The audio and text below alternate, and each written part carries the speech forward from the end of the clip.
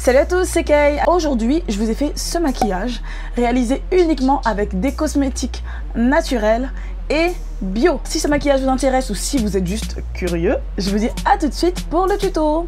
Donc je vais commencer par appliquer mon fond de teint stick de chez Plain Jane Beauty seulement au niveau des taches qui me restent de mon acné que j'ai eu il y a quelques temps. Donc c'est un fond de teint minéral. Le problème que j'ai avec les fonds de teint minéraux, c'est que comme ils contiennent des micas, pour les peaux foncées, malheureusement, cela se voit tout de suite. Donc ils vont servir en effet de filtre UV, ce qui est vraiment très bien. Mais le problème, c'est que ça va donner un air un peu grisâtre. Donc je le mets en base. Ensuite, je vais appliquer ce correcteur de chez Elikia Beauty par-dessus ce que je viens juste de faire, parce que vraiment la couleur de ce correcteur est impeccable. C'est exactement ma carnation. Le seul petit problème que j'ai avec ce correcteur, c'est qu'il va falloir le travailler assez rapidement car il sèche très vite. Donc voilà pourquoi je vais utiliser un autre pinceau pour pouvoir le diffuser tout de suite.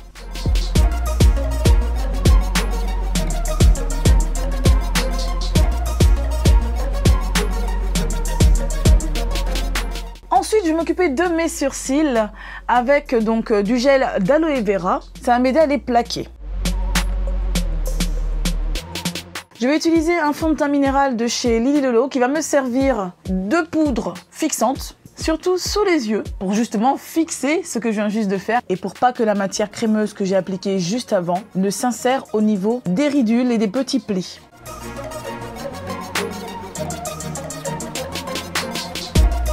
Je vais appliquer celui de chez Alima Pure, qui est un peu plus foncé, même peut-être un peu trop foncé pour moi, mais ça ne se voit pas à l'image, sur le reste de mon visage. Et je vais faire fondre un petit peu les bords de ce que j'ai fait avec le fond de teint de chez Lily Lolo juste avant, histoire d'homogénéiser le tout. Ensuite, j'utilise la poudre bronzante de chez Lavera pour faire fondre l'ensemble des fonds de teint. Bien évidemment, ce maquillage n'est pas un maquillage que je fais en journée. Ensuite, je fais mes sourcils avec mon crayon habituel de chez Boohoo. Si vous me suivez sur les réseaux sociaux, vous avez dû vous rendre compte que depuis que j'ai tourné cette vidéo, il y a de l'eau qui a coulé sous les ponts, si je peux dire ça comme ça. Mes sourcils maintenant sont micro-pigmentés et je n'ai donc plus besoin d'appliquer de crayon pour les sourcils. Ensuite, je vais mettre ce magnifique fard à joues super pigmenté de chez Colorisy.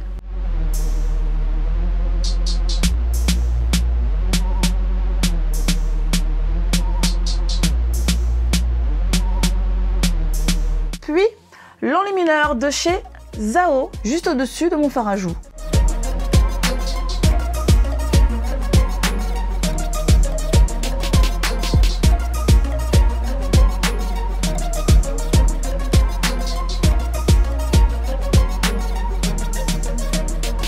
Je vais utiliser une ombre à paupières sous forme de crayon de chez Green Mama au niveau de ma paupière mobile pour me servir de base.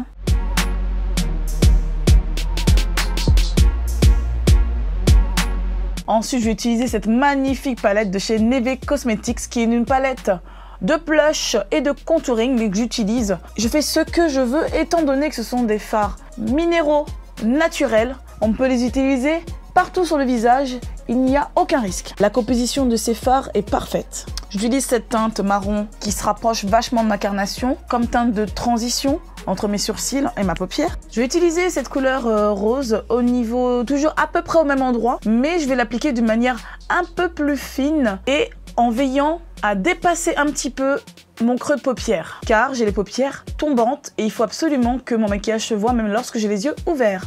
Celle-ci, c'est vraiment une tuerie. C'est une palette que de duochrome. Je vais appliquer ce fard au niveau toujours de mon creux de paupière, mais de façon un peu plus fine encore. Bien évidemment, comme tout à l'heure, je vais faire en sorte que ce fard dépasse un petit peu le creux de ma paupière mobile pour que cela se voit lorsque je regarde devant moi. Je vais ensuite faire fondre les deux fards avec le pinceau que j'ai utilisé au tout début.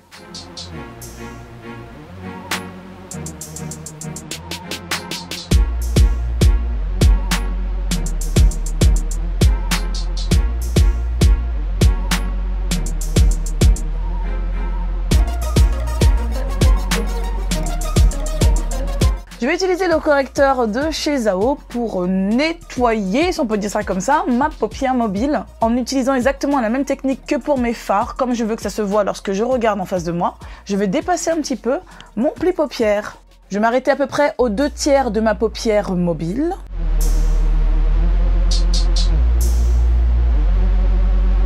Ensuite, je vais utiliser cette magnifique teinte orangée et jaune, étant donné que c'est des duochromes. Il y a une couleur qui va dominer, mais l'autre, elle arrive tout de suite derrière, quoi. Vous voyez ce que je veux dire? Avec le doigt, pour qu'elle soit bien intense. Et ensuite, je vais utiliser un petit pinceau biseauté pour bien préciser la forme.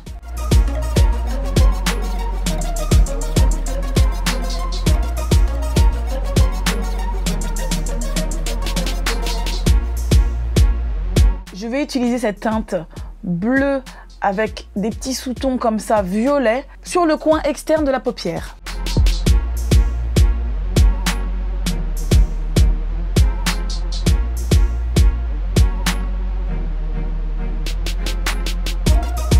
Je vais appliquer ce crayon lumière de chez Green Mama au niveau de mon ras de cils inférieur pour me servir de base, comme tout à l'heure.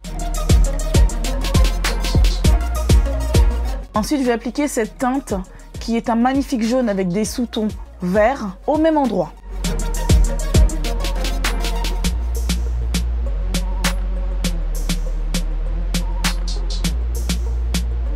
Je vais l'estomper avec un pinceau mélangeur propre. Et je vais appliquer cette teinte-là au niveau de ma muqueuse inférieure. Comme je le dis, il n'y a aucun risque étant donné que la composition des fards est 100% clean.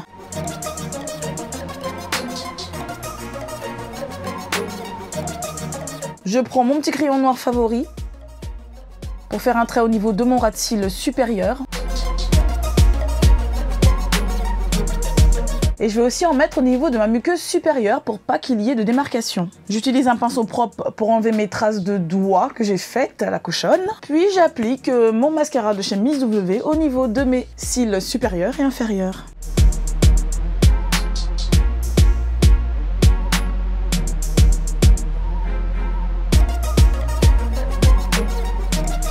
Ma partie préférée, le rouge à lèvres. Je vais utiliser celui-ci de chez Elika Beauty, qui est une tuerie. Je vous parlerai de tous mes rouges à lèvres liquides, naturels et bio dans une vidéo qui sera entièrement dédiée à ça.